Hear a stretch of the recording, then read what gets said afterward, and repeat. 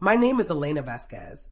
I've always been the kind of person who thrives on challenge, the one who turns obstacles into stepping stones. At 32, I was the senior project manager at Apex Dynamics, a mid-sized tech firm in Seattle that specialized in software solutions for healthcare. I'd been there for 5 years, pouring my soul into every deadline, every client pitch, every late-night code review. My team respected me. Hell, they loved me. We were the ones who pulled off the impossible, like that massive rollout for the hospital network last year that saved the company from a potential bankruptcy scare. But my boss, Reginald Hargrove, Reg to his golf buddies, Mr. Hargrove to the rest of us, saw me as just another cog in his well-oiled machine. Reg was in his late 50s, with a perpetual scowl etched into his face like it was part of his executive uniform. He favored the old boys club, the guys who slapped backs in the break room and shared stories about their fantasy football leagues. I didn't fit that mold. I was the Latino woman who spoke up in meetings, who pushed for diversity initiatives, who didn't laugh at his outdated jokes. Still, I thought my work spoke for itself. I'd mentored juniors like Sarah Klein, a brilliant coder fresh out of college, and Mike Donovan, our data analyst who credited me with turning his career around. We were a tight unit, and our results were undeniable. The promotion opportunity came up unexpectedly. Our VP of operations was retiring, and the role was a natural fit for me. It meant more responsibility, a corner office, and a salary bump that could finally let me pay off my student loans and maybe even take that trip to Mexico to visit my abuela. I prepared meticulously, updated my resume, gathered testimonials from clients, even ran mock interviews with my roommate. When I scheduled the meeting with Reg, I walked in feeling invincible. Mr. Hargrove, I started, sliding my portfolio across his desk. I've been instrumental in driving our department's success. The metrics speak for themselves: 20% increase in efficiency, 0 client losses in 2 years. I'm ready for the VP role. He leaned back in his leather chair, fingers steepled, eyeing me like I was a puzzle he couldn't quite solve. Elena, you're talented, no doubt. But ready? I'm not so sure. Leadership isn't just about numbers. It's about experience, gravitas. You've got fire, but sometimes that burns too hot. We need someone who can play the long game, build alliances. I felt the heat rise in my cheeks. With all due respect, sir, I've built more alliances than anyone.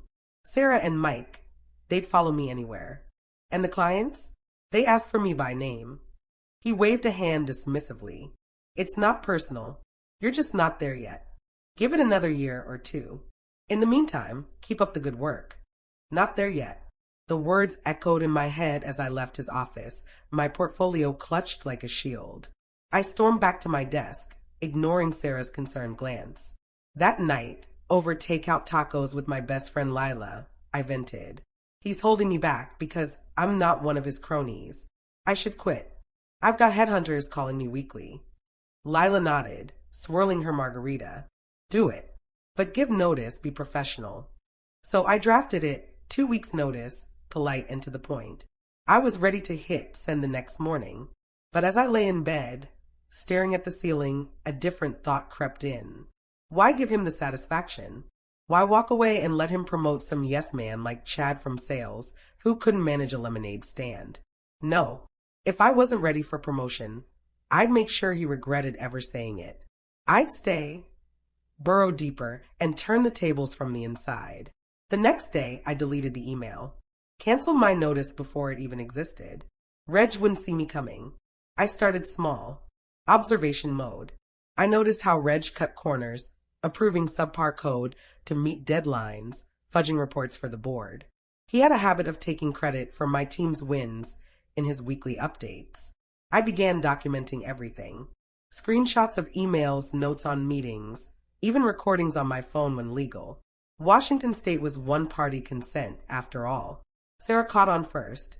Elena, you seem focused lately. Everything okay? I smiled. Better than okay. We're going to shake things up. Mike was next. Over coffee, I confided a bit. Reg's blocking my path. But I'm not leaving. I'm fighting smarter. He grinned. Count me in. What's the plan? The plan evolved. I rallied the team subtly, boosting morale with informal lunches where we brainstormed ideas Reg had dismissed. We developed a side project, an AI-driven analytics tool that could revolutionize our client interactions. I kept it under wraps, funding it from my own pocket at first, using open-source tools. Meanwhile, I dug deeper into reg skeletons. A casual chat with HR revealed whispers of favoritism complaints. An old email chain showed he'd buried a harassment claim against his buddy in finance. I anonymized tips to the ethics hotline, planting seeds. 3 months in, the promotion announcement came. Chad got it. Of course, the office buzzed with discontent, my team especially. "This is bullshit," Mike muttered. "Patience," I whispered. I ramped up, leaked minor inefficiencies to a competitor's recruiter. Not enough to damage the company, but enough to make Reg sweat in board meetings. His stress showed, shorter temper, longer hours. Then the breakthrough. While reviewing old server logs for our project, I found irregularities, funds siphoned to a shell account. Reg's digital fingerprints all over it. Embezzlement? My heart raced. This was gold. I copied everything to a secure drive, then approached an ally on the board, Ms. Patel, who'd always championed diversity. "You need to see this," I said in our discreet meeting. She reviewed the files, eyes widening. "If this is true," "It is, and there's more." The investigation launched quietly. Reg was oblivious, still barking orders. I played the loyal employee, even volunteering for extra shifts. As whispers grew, he called me in. "Elena, you've been exemplary lately. Maybe I was hasty about that promotion." I bit back a laugh. "Appreciate it, sir. But I'm content where I am." The hammer fell a week later. Internal audit confirmed the discrepancies. Reg was escorted out, face ashen. Chad, his protege, followed soon after for complicity. In the vacuum, the board turned to me. "Interim VP," Ms. Patel offered, "with a path to permanent." I accepted, but the real satisfaction was watching Reg's empire crumble from the inside, where he'd least expected it. But the story wasn't over. Not by a long shot.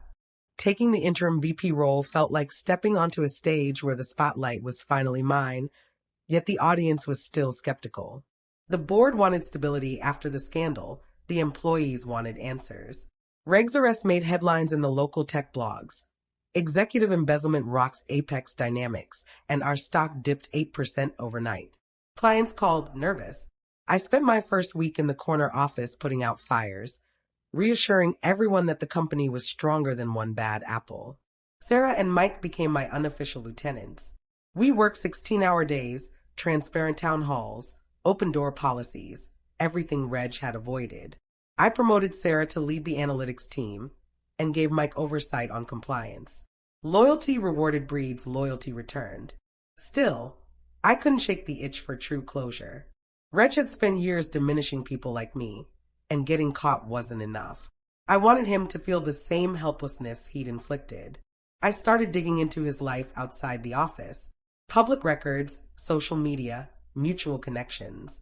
Turns out Reg had a second mortgage on his Lake Washington mansion, private school tuition for twin daughters at an elite academy, and a country club membership that cost more per year than my old salary. The embezzled funds, nearly $800,000 over 3 years, had kept his lifestyle afloat. Without them, the facade was cracking. One evening, after a board call, Ms. Patel lingered. "Elena, the restitution hearing is next month. The judge will likely order him to pay back every cent. But civil suits, those are separate." I nodded slowly. "And the company could file one." "We could," she said, eyes sharp, "if someone compiled a thorough case showing intentional harm to shareholders and employees." That night, I built the file. Spreadsheets of fabricated reports he'd submitted, emails where he'd overridden my warnings about risky shortcuts, testimonials from former employees he'd driven out. I included the diversity initiatives he'd quietly killed, the promotions he'd blocked for anyone who didn't look like him. It painted a picture of systemic sabotage, not just theft. We filed the civil suit anonymously through the company's legal team. Reg's defense crumbled under discovery. He took a plea deal on the criminal charges to avoid worse exposure. The civil judgment hit him for $1.2 million, far more than he'd stolen, thanks to punitive damages.